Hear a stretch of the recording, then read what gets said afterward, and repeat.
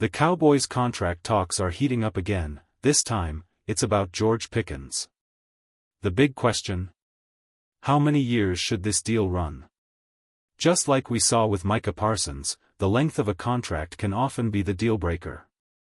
Dallas has always loved locking players into long-term deals, but lately, they've been more open to shorter, flexible ones. Word is, Pickens' camp wants a 4-year contract, and honestly, that lines up with the Cowboys' recent approach. Here's the thing, if you can't agree on the years, you can't agree on the money either. The two go hand in hand. The longer the deal, the higher the yearly average usually gets. Otherwise, it turns into one of those fake backloaded contracts that players never really benefit from, and these days, agents are far too smart to fall for that. Now, speaking of Dallas, there's a lot of talk about reinforcements coming soon. Jerry Jones mentioned it again, just like he does every year around Week 5. This time, it seems he's hinting at DeMarvion Overshown making his way back. But the real question is, how long will it take for him to get fully football ready? Every team puts players on IR and talks about returns, but it's never as simple as it sounds. Dallas definitely needs him back at linebacker, but the bigger mystery is, what version of Overshown are we going to get? And before we wrap this segment up, keep an eye on the Chicago Bears. Their defense was a mess under Matt Eberflus, until they brought in Montez Sweat. Sweat isn't exactly an elite edge rusher, but his arrival completely changed their defensive energy. So yeah, watch out, that Bears defense might surprise a few people this season. The Bears are actually starting to look pretty solid on defense, and it's got people wondering, could another team pull off a similar under-the-radar move like Chicago did with Montez Sweat? If we're talking about teams in need of edge help, Miami might be worth watching. If the Dolphins continue to struggle, guys like Jaylon Phillips or even Bradley Chubb could draw attention as possible trade targets. And if they decide to move one of their linebackers, Jordan Brooks could also be an intriguing name in that mix. Now, make no mistake, Montez Sweat wasn't just good, he was really good. He might not be the flashiest edge rusher in the league, but his consistency and power changed the Bears' entire defensive identity. The Cowboys could use that kind of presence. Someone like Trey Hendrickson fits that mold. He's not exactly under the radar, but he's definitely the type of player who could elevate their pass rush immediately. The question is, will the Cowboys actually make a move for a pass rusher before the deadline? That's the big debate right now. Drop your thoughts in the comments. Why for yes, and for no, do you think Dallas makes a trade? Now, switching gears, let's talk about the Packers. There's been a lot of confusion over why they chose to kick a field goal instead of going for the touchdown on that final play. Honestly, it came down to playing it safe. They didn't want to give Dak Prescott and the Cowboys offense another shot with too much time left on the clock. Green Bay got conservative, maybe too conservative, and it cost them. Sure, a tie isn't as satisfying as a win, but it's still better than walking away with a loss. In the end, they ran out of time and out of chances. Linebacker help, that's the topic on everyone's mind right now. The Cowboys' defense has been solid, but there's still a noticeable gap in the middle. Fans are wondering, could Dallas pull off a trade for a reliable linebacker? There are a few realistic options out there, not superstars, but solid contributors who could make an impact right away. Names like Demario Davis from the Saints, Jordan Brooks from the Seahawks, or even Logan Wilson from the Bengals come to mind. But here's the challenge, it's October, and that means the trade market in the NFL is quiet. This isn't the NBA, where player movement happens constantly. In football, it's rare to see elite-level defenders on the move mid-season. Most teams hold on to their top guys, and the ones who are available usually come with big contracts or question marks. So if Dallas is looking to upgrade, it might not be a splashy move, but even a smart, strategic addition could give this defense the boost it needs to finish strong. When Perrion Winfrey and Peyton Turner are ready to return, the big question becomes, who loses their roster spot? Honestly, there's no guarantee we'll see Peyton Turner back anytime soon. Unless the Cowboys suffer a string of injuries on the defensive line, he might stay sidelined for a while. As for Winfrey, there's a slightly better chance he returns, but the competition is fierce. Right now, the lowest-ranked defensive tackle on the roster is Jay Toya, and if the Cowboys need to make room, that's probably where they'll look first. Still, Dallas has been known to take the slow approach with depth players. Instead of forcing quick changes, they tend to wait and see how things develop, a move that sometimes works, and sometimes backfires.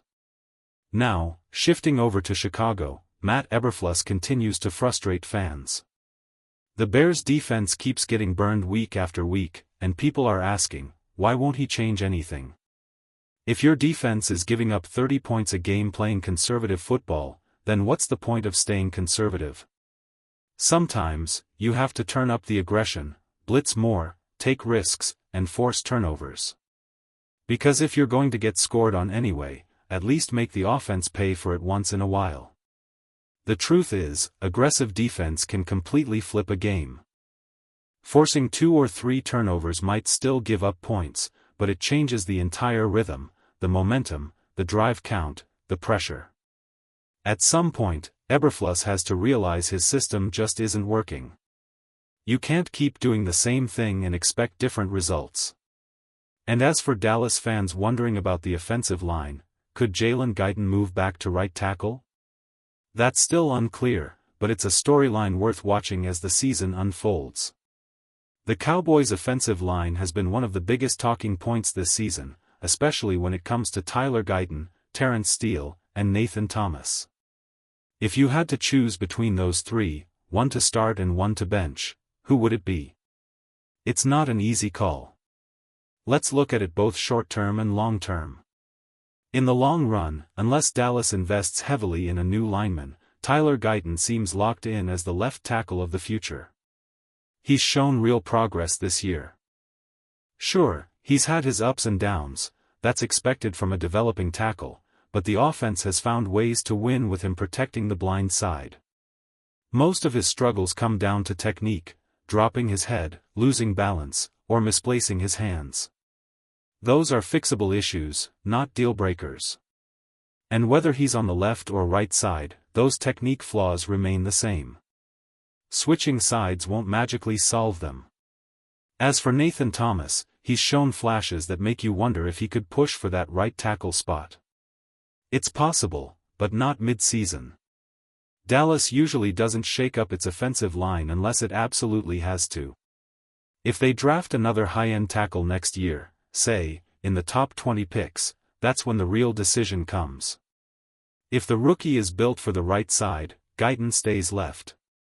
But if he's a left tackle by nature, things could get interesting.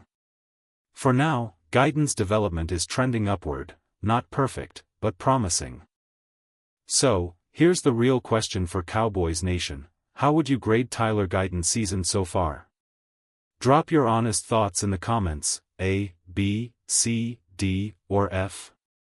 And before we move on, there's some curiosity about Jaden Blue. Will he get playing time this week? It looks like he'll be on the field. With Miles Sanders still missing practice, Blue could step into a bigger role, and if that happens, don't be surprised if he makes some noise. If Miles Sanders can't go, expect Jaden Blue to step into a similar role, and his stat line might look familiar. Think back to the early games of the season, against teams like the Giants and Eagles, where Sanders had around 5 to 7 touches total. That's probably what we'll see from Blue: a few carries, a couple of short receptions, and a chance to flash his speed when it matters most. If he gets anywhere from 5 to 8 total touches, that's a realistic range. The Cowboys won't overload him right away, but they'll want to see what he can bring to the offense. Now, let's shift to the big hypothetical everyone's talking about: what if the Cowboys somehow landed both Trey Hendrickson and Greg Newsome through trades? That's a dream scenario for Dallas fans, and on paper, it could absolutely push this defense from below average to at least respectable, especially with an offense that's already playing at an elite level. But here's the tough part: making those trades would come with a huge price tag. You'd have to give up serious draft capital and commit big money long-term. And even after all that, you might still end up with a defense that's just average. It's the eternal Cowboys dilemma: how much are you willing to sacrifice for a short-term boost? Because once those picks are gone, there's no going back. So while the idea sounds tempting, sometimes the best move is knowing when not to make one. It's time to talk about the elephant in the room, Matt Eberflus. Let's be honest, if the Jets drop 40 points on this Cowboys defense, that might be the breaking point. There's just no excuse left. Eberflus has to step up and show something, anything, that proves he can turn this defense around. Right now, it's been flat-out terrible. The Cowboys rank among the worst in the league on third down defense, and you simply can't win games that way. If you can't stop the Jets, if you can't stop the Panthers, then who can you stop? This unit was supposed to be physical, disciplined, and dominant. Instead, it's been inconsistent, soft, and reactive, everything the Cowboys shouldn't be. And for anyone calling this upcoming matchup a trap game, let's be real, you can't call it a trap when your team is 1-2-1. You're under .500. This isn't a "we overlooked them" type of situation. If the Cowboys lose, it's not because they were surprised, it's because they're simply not good enough right now. That's the scary part. Still, hope's not gone. A win against the Jets could reset the tone for the entire season, bring back confidence, momentum, and pride. But another bad defensive performance? That might force some tough conversations in Dallas. So, here's the question for you: what's your final score prediction, Cowboys vs. Jets? Drop it in the comments and let's see who's calling it right this week. Let's be real, that Will Anderson Jr. trade idea. The Texans aren't touching it. That's not happening. If you're talking about trading a first and a third-round pick plus Sam Williams, that's basically the Micah Parsons trade package, and no team in their right mind would say yes to that. Especially when Williams hasn't exactly played up to expectations this year. Honestly, his production has dipped so much that he probably deserves the fewest snaps among the Cowboys' edge rushers right now. That's just the truth. But let's dig deeper: how much of these defensive struggles are really on the players, and how much on the coaching carousel? Think about it, 3 defensive coordinators in 3 seasons. That kind of turnover destroys continuity. One coach drafts for his system, then he's gone. The next coach wants something totally different. By the time you find your rhythm, the scheme changes again. Even Trayvon Diggs has hinted at frustration, saying he wants to play more man coverage instead of sitting in zone. And while that comment stirred some noise, it wasn't all wrong. There's a real identity issue on defense right now. And yes, you can use the Bill Parcells analogy here: if you're the chef, maybe the front office hasn't given you the perfect ingredients, but a good chef still finds a way to make something work. You've got solid players. You've got talent. So now it's time to adjust, adapt, and execute. Because at some point, the excuses run out, and results have to speak for themselves.